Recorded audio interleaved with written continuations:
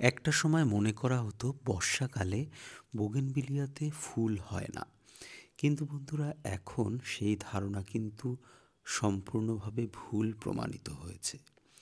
এখন এত বোগেনভিলিয়া আছে যারা বর্ষাকালেও মারাত্মক সুন্দর ফুল দিতে পারে। দেখুন বন্ধুরা, বর্ষাকালে আমার গাছের প্রেজেন্ট কন্ডিশনগুলো কীরকম। এই গাছগুলো এবছর কিন্তু আমি কোনো গাছকেই শেডে রাখিনি। আমি আগেই একটা ভিডিওয়ে আপনাদের বলেছিলাম বায়ো ফার্টিলাইজার এবং প্রোবায়োটিক ইউজ করার ফলে গাছকে কতটা স্বাস্থ্যবান রাখা যায় এবং তার বার্গ ড্যামেজ বা অন্যান্য ক্ষয়ক্ষতি কতটা হতে পারে তার একটা এক্সপেরিমেন্ট আমি করছি।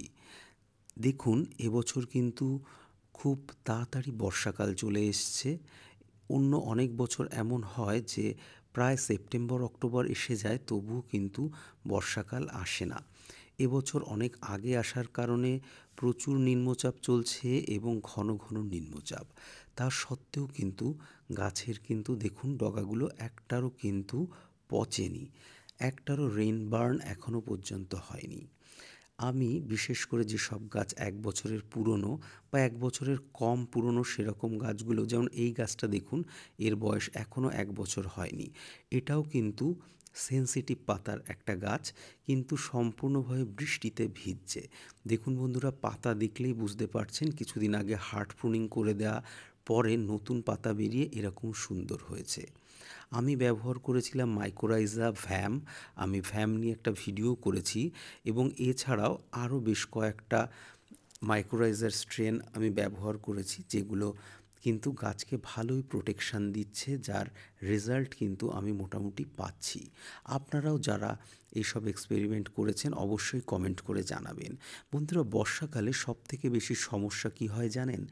প্রবলেম হচ্ছে আমরা যখন গাছগুলোকে একটা জায়গায় পরপর করে রেখে দিই কাছাকাছি এনে, তখন গাছের ভিতর দিয়ে বায়ু চলাচল ঠিকভাবে করে না।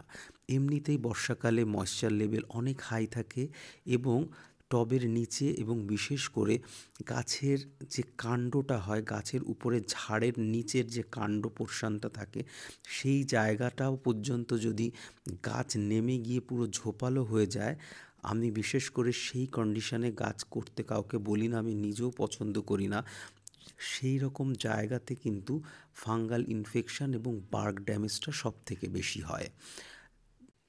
সেজন্য গাছের কাণ্ডকে সবসময় একটু হাইট দিয়ে তার ওপরে আমি গাছ করার চেষ্টা করি এবং আপনাদেরকেও সেই সাজেশান দিয়ে থাকি। আপনারা অনেকেই কিন্তু সেটা করেছেন, ভিডিওয় পোস্ট করেছেন আমাদের ফেসবুক গ্রুপে, এবং আমার মতনই কিন্তু গাছের স্ট্রাকচার আরও সুন্দর অনেকে করেছেন।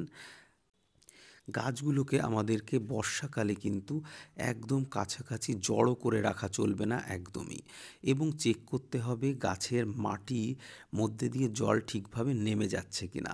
অনেক সময় ওয়েল ড্রেন সয়েল বানানো সত্ত্বেও কিন্তু কখনো কখনো নিচের দিকে কোনো কারণে জল আটকে যেতে পারে। সেজন্যে আমাদেরকে কোনো শিক বা ওই জাতীয় কিছু দিয়ে মাঝে মধ্যে একটু ঘাটিয়ে দিতে হতে পারে বা ছিদ্র করে দিতে হতে পারে, যাতে করে জল নেমে যায় সহজে। এবং টবের ঘাস পরিষ্কার রাখতে হয় বন্ধুরা। অনেক সময় দেখা যায় ঘাস এতই হয়ে যায় যে টবের নিচের ওই পোর্শনটা পুরো এঁটে যায়। এই সময় কিন্তু খুব সহজেই গাছ নষ্ট হয়ে যেতে পারে, কারণ সেই জায়গায় বায়ু চলাচল ঠিকভাবে করবে না। এই এয়ার সার্কুলেশনের অভাবে ওখানে ফাঙ্গাল ইনফেকশন হয়ে বার্গ ড্যামেজ হয়ে যেতে পারে। বৃষ্টির সময় আর একটা জিনিস খেয়াল রাখতে হবে, আমরা যেসব গাছে শেপ দিচ্ছি সেই সমস্ত গাছে এরকম নরম গ্রোথ যখন থাকবে, সেই গ্রোথগুলো কিন্তু আমাদের বৃষ্টি চলাকালীন কিন্তু কখনোই পিঞ্চিং করা চলবে না। বৃষ্টি চলাকালীন পিঞ্চিং করলে ওই জায়গায় কিন্তু সহজেই পচন ধরে যেতে পারে। সেজন্য এটা সবসময় অ্যাভয়েড করতে হবে।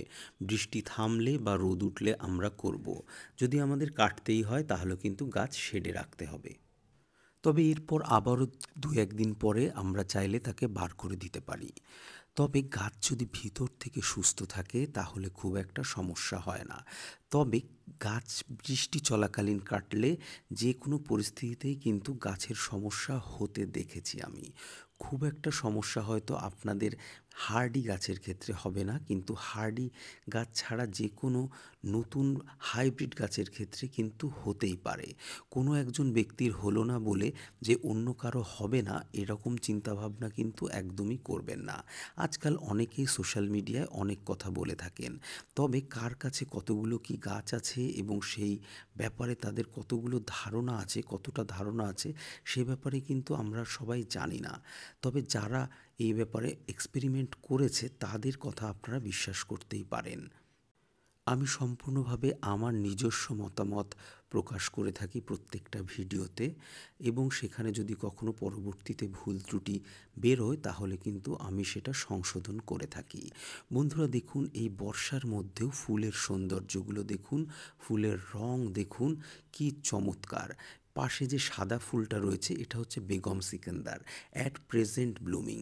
দেখুন বন্ধুরা, এই গাছ আমরা অনেকেই জানি বেশ সেন্সিটিভ, কিন্তু এখনও এই চরম বৃষ্টিতেও এর সৌন্দর্য দেখলে আপনারা বুঝতে পারছেন যে গাছটা সত্যি কতটা হেলদি আছে। আর বাটার কাপ তো বলার কোনো অপেক্ষাই রাখে না। তবে বাটার কাপেও কিন্তু রেন বার্ন হতে দেখেছি গত বছর। তবে যারা প্ল্যান্ট প্রোবায়োটিক ইউজ করেননি তারা কিন্তু অ্যান্টিফাঙ্গাল অবশ্যই স্প্রে করতে পারেন বর্ষা শেষ হয়ে যাওয়ার পরে, এবং শিকড়েও রুট বেস ফাঙ্গিসাইড যেমন রুডোমিল গোল্ড বা টাটা মাস্টার এই ধরনের যে কোনো জিনিস আপনারা ব্যবহার করতে পারেন। বন্ধুরা, অ্যান্টিবায়োটিকের থেকে কিন্তু প্রোবায়োটিক বেশি হেল্পফুল, তবে কোনো কোনো ক্ষেত্রে ট্রিটমেন্ট ফেলিওর হতে পারে প্রোবায়োটিকের ক্ষেত্রেও। কোনো একটা এক্সেপশনাল কেস কিন্তু কখনো এক্সাম্পল হতে পারে না। সেজন্য আমাদেরকে সায়েন্টিফিক্যালি বিচার করে যে কোনো জিনিস ব্যবহার করতে হবে। আজকাল অনেকেই অনেক রকম কথা বলে থাকেন, আপনাদেরকে বেছে নিতে হবে কোনটা সঠিক। বন্ধুরা, বর্ষাকালীন ম্যানেজমেন্ট নিয়ে আরও একাধিক ভিডিও আসতে চলেছে, আপনাদের রিকোয়ারমেন্ট অনুযায়ী ভিডিও হবে, তাই অবশ্যই কমেন্ট করতে ভুলবেন না। বন্ধুরা, কেবলমাত্র ফলোয়ার্স এবং সাবস্ক্রাইবারের সংখ্যা দেখে নয়, প্রকৃত এক্সপিরিয়েন্সের সত্যতা যাচাই করেই আমার ভিডিও দেখুন। সকলে ভালো থাকবেন, আপনাদের কমেন্টের অপেক্ষায় রইলাম। দেখা হবে আবার নতুন একটি টপিকে, যা আপনারা সাজেস্ট করে দেবেন। নমস্কার।